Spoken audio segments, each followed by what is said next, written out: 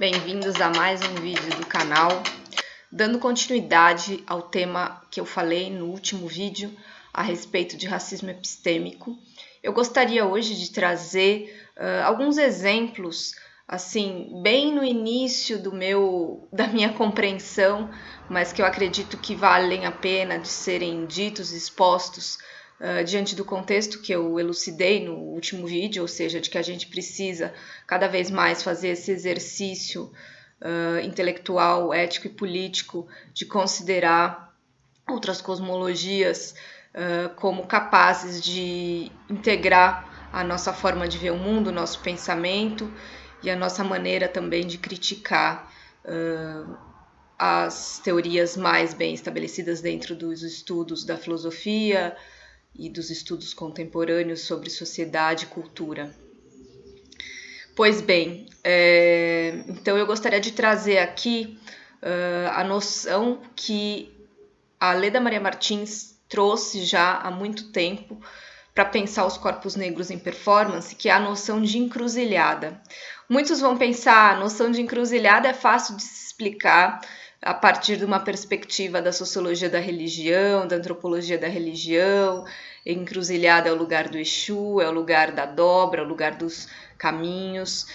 Muito bem, mas a gente tem que, como eu falei, pular para um outro tipo de raciocínio que não relega apenas a questão da dimensão religiosa, cultural, essa noção de encruzilhada. Encruzilhada também é uma maneira, é um conceito que permite a gente entender diferentes atravessamentos, ou seja, um conceito filosófico de alguma forma se liga com ideias que fazem a gente refletir sobre o mundo e sobre a sociedade. Pois bem, o que a encruzilhada tem a nos ensinar sobre tudo isso que eu estou falando? Bom, se a gente for pensar encruzilhada, ele é um conceito que permite a gente entender atravessamentos, né? Porque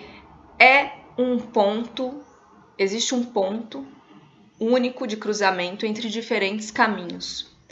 E esse ponto, ele pode ser pensado e deve ser pensado, talvez, como nós, como sujeitos. Esse sujeito, hoje contemporâneo, ele é atravessado e por diversos caminhos, ele é atravessado por dimensões temporais, espaciais distintas e que se ligam a outras temporalidades, a outras espacialidades. Ou seja, não é uma coisa plasmada, uma coisa daquele momento e daquele tempo e daquele espaço. Mas é também um fluxo de ir e vir, né? É um fluxo de temporalidades que são acionadas ao longo desses caminhos, ao longo dessas linhas. Por exemplo, né, a ideia de uma temporalidade espiralada, que quando a gente fala de Exu novamente enquanto orixá, mas Exu enquanto epistemologia, enquanto conceito para pensar a sociedade, enquanto forma de ver o mundo, perceber como estamos de fato falando de hoje, de ontem e do amanhã. Né? Exu é aquele que mata um pássaro hoje com a pedra que atirou ontem. Ou melhor, Exu é poder integrar o passado e o futuro e o presente e, dependendo da situação, então transitar entre essas diferentes temporalidades. O que significa isso, Cláudio? O que significa pensar, então, a ideia de encruzilhada na nossa contemporaneidade? Em primeiro lugar, é preciso levar em consideração que eu estou aqui me baseando principalmente, não apenas no pensamento iorubano, mas principalmente no pensamento Banto Congo, dos Bakongo, que Tigana Santana muito bem explica em seu trabalho a respeito desse cosmograma de Kenga de Akongo, que é o cosmograma em que a ideia de encruzilhada também aparece, né? Segundo esse cosmograma, ou seja, a forma como os Bakongo enxergam o mundo, e é importante pensar que muito do que a gente hoje vem dessa matriz, muito do que o nosso povo trouxe essa forma de ver o mundo, existiria então 4 principais momentos e que são cíclicos e que não se findam e que se reatualizam conforme o tempo vai passando, que são os momentos do nascimento, do crescimento, seu ápice, do decaimento e da ida para o mundo dos mortos, onde atinge também um outro ápice. Esses 4 momentos, eles são concebidos como totalmente onipresentes e não significa que a pessoa está num momento e ela não tem contato com os outros. Na verdade, o mundo dos mortos, ele participa ativamente da construção do mundo dos vivos e vice-versa. Ou seja, não é possível pensar a existência humana, a existência do sujeito, sem que dialogue-se com essas outras perspectivas, essas outras possibilidades. E, mais do que isso, é importante perceber como dentro deste cosmograma tem um pensar que é um pensar que se explica por si mesmo, um pensar que não precisa de um antropólogo explicando, um pensar que se torna muitas vezes autossuficiente, inclusive das noções ocidentais de divindade, porque não se trata novamente de um pensamento transcendente, mas de uma lógica imanente de Deus ou da presença do divino como força, como possibilidade, muito mais do que algo transcendente à razão, ao Estado e às pessoas. Os Bantu Congo cultuavam os inquices, que são nada mais, nada menos do que forças que estão presentes no mundo, forças que atualizam-se a todos os momentos, e é preciso então cultuar o passado, ativar o passado para que o presente também torne possível a expressão da sua força. Essa dimensão, ela é totalmente uma dimensão que se baseia, né, numa visão mais ética da existência, que torna os humanos, os seres, totalmente mais encantados. É uma perspectiva de encantamento, é uma perspectiva que não separa, diferentemente da perspectiva ocidental, a razão da emoção, como fez Descartes. É uma perspectiva que em todo o tempo se está negociando com os que já existiram antes, né? Está na presença da sua vibração, dos ancestrais, e que nós também, enquanto seres do presente, acabamos por emanar a partir do momento que deixamos, que permitimos que eles vibrem através das nossas palavras, através dos nossos pensamentos, através de tudo aquilo que vibra em nós, através da nossa própria criação.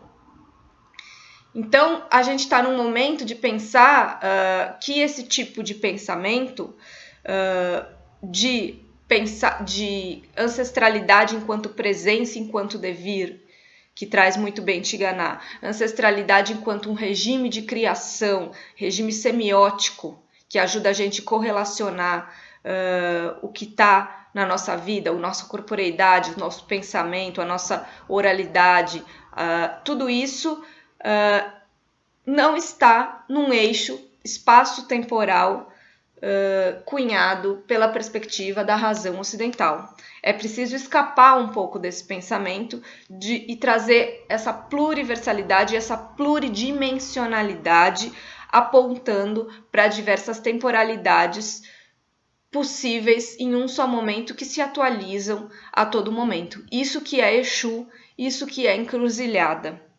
Exu é capaz de passar em diversos tempos, em diversos espaços através dos seus diversos graus de fisicidade, através de diferentes formas. Ele pode ser pequeno, ele pode ser grande, ele pode estar aqui, ele pode estar em outro lugar ao mesmo tempo. São variações da existência. E a gente tem cada vez mais em que se fala em Deleuze, em multiplicidades e tudo mais, a gente tem que trazer o nosso pensamento deleuziano talvez um pouco mais à luz daquilo que os Bakongos já diziam há muito tempo, né? Essa perspectiva de multiplicidade, tempo espiral, tudo isso que Deleuze e Guattari trazem, tudo isso que muitas vezes é conceituado na modernidade, na pós-modernidade, já era um pensamento muito antigo. Então, valeria a pena a gente se despir de todos esses pré-conceitos e abrir um pouco a razão, abrir um pouco a nossa razão, para que ela possa ser um pouco bagunçada no bom sentido, que ela possa realmente ser perfurada e transmutada, transformada a partir de um outro viés, de um outro modo de pensamento que não vive do passado, mas se recria no tempo do agora, se recria a todo tempo sem esquecer do passado, né? Esse é um recado e também um pedido para que a gente, então, consiga cada vez mais pensar o Brasil, pensar a nossa sociedade a partir de dimensões que mais dialogam com a nossa particularidade do que outras, né? E aí, para fechar, a gente falou de Exu, mas a gente também tem que falar de uma outra força, que é aí sim presente no cosmograma Congo, que é a força do caminho. A gente está falando de encruzilhada, a gente tem que falar do caminho. E essa força é Mpambongila, que é a manifestação do caminho em si, que é fundante para essa forma de pensamento. O caminho, ele é essencial, e é essencial que a gente encontre atalhos no caminho, porque o caminho que oferece novamente a ideia de variação, de multiplicidade, são diversos caminhos que entram e que saem, que se encontram e se desencontram, são as possibilidades que vêm e vão.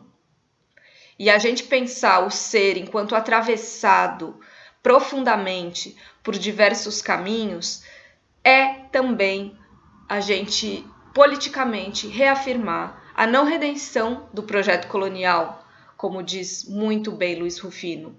Toda hora é possível, aqui no nosso país, ter esse espaço de batalha, que é importante demarcar o inacabamento da guerra colonial. Enquanto a guerra colonial trouxe para a gente a perspectiva de uma cruz, numa perspectiva muito mais de sofrimento, de culpa, de ideias de separação entre mente, espírito, razão, emoção, a encruzilhada, por sua vez, ela marca uma outra maneira, uma outra reinvenção que se dinamiza hoje no nosso cotidiano através dos diferentes cruzos que a gente encontra, né? Esse cruzo de tempo, de espaço, esse cruzo de referências que reposiciona a existência de muitas pessoas no nosso país. E isso demarca o caráter inacabado do projeto colonial e traz novamente a importância da presença do Exu, essa força tão magnífica, plurilinguística, pluriversal, que dimensiona, instaura toda a base para a transformação, inclusive política, do nosso pensamento.